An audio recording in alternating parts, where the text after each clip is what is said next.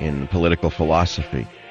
But remember that much of what you hear that is disguised as liberalism is merely double talk.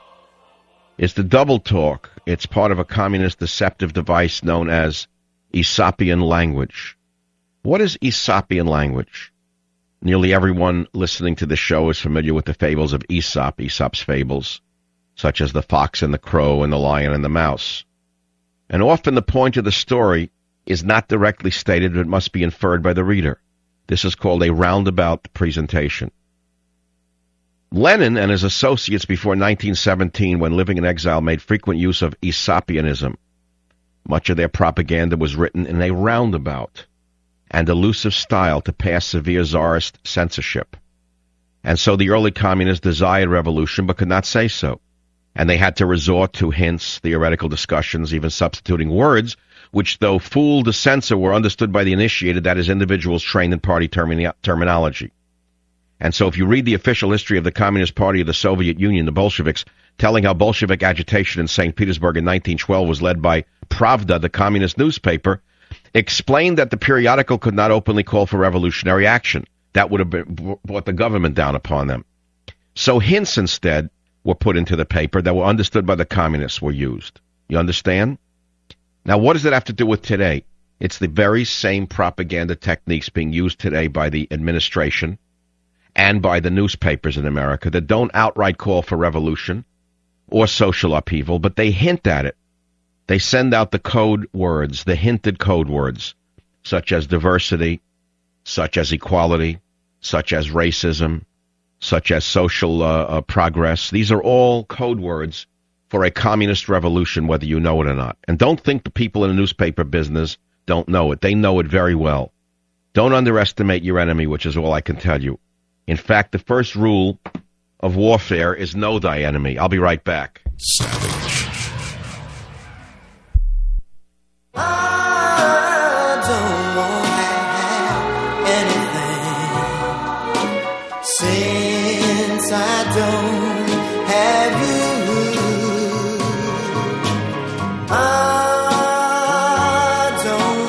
Don't accuse me of being lazy, whatever you do.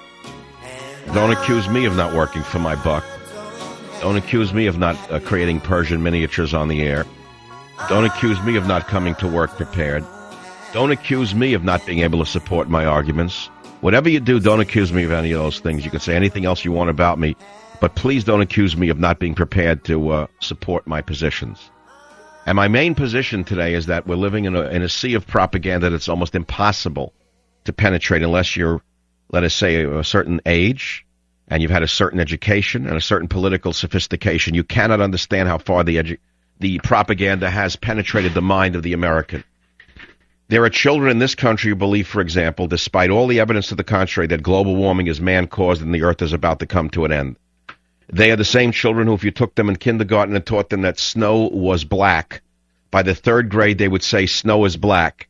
And anyone who said, no, this is a color chart, here is white, the snow is the same color, therefore it is white, they would say, no, there is something wrong with you, the snow is black. I know the snow is black. I know that there is global warming. I know that the polar bears are dying. This is what's happened to America as a result of 40 straight years of socialist / communist / progressive education through the NEA, through the public schools, and through many, many other avenues, including, needless to say, the entertainment industry. Whether it be the media, such as the newspapers, which are a given, that you know. But how does that tie into the entertainment industry? You've heard this 1,000 times before, but it's worth mentioning. I watch a lot of military history. I don't know why. I have a morbid sense of humor, maybe. But last night I was watching something I hadn't seen in a year, which was World War II in HD in color. And it was about the Marines landing on Saipan. And the Japanese dying almost to the last man. But the worst part of it were the civilians, the Japanese civilians, the indigenous Japanese civilians who lived on Saipan, who were jumping off a cliff, some of them slashing their own children's throats and throwing them 200 feet to the sea below, or entire families jumping from the cliffs, because they have been brainwashed by the Japanese military that the Americans would rape them, torture them, and kill them. And then you see pictures of the American men, I mean, whose who had been through the bloodiest fighting of the war imaginable, holding children in their arms, giving them water, the babies shaking, the babies dirty with blood, picking them up from the dead mother's arms, and you could see these boys in the midst of fighting, holding the little babies and giving them water. And I sat there, and a part of me started to get, first I wept, and then I got angry at the propaganda against the U.S. The propaganda against the military in particular made me enraged. Every time I hear someone calling a cop a pig or a soldier a fascist, I literally want to strangle them. The opposite is true. We have the most humane police on the planet, with the most violent class of illegal aliens imaginable in the world that we have to tolerate, that these police have to deal with day in and day out, and they know how to exploit the police. These vermin, illegal aliens come here, and they know how to use the law to get away with virtual murder.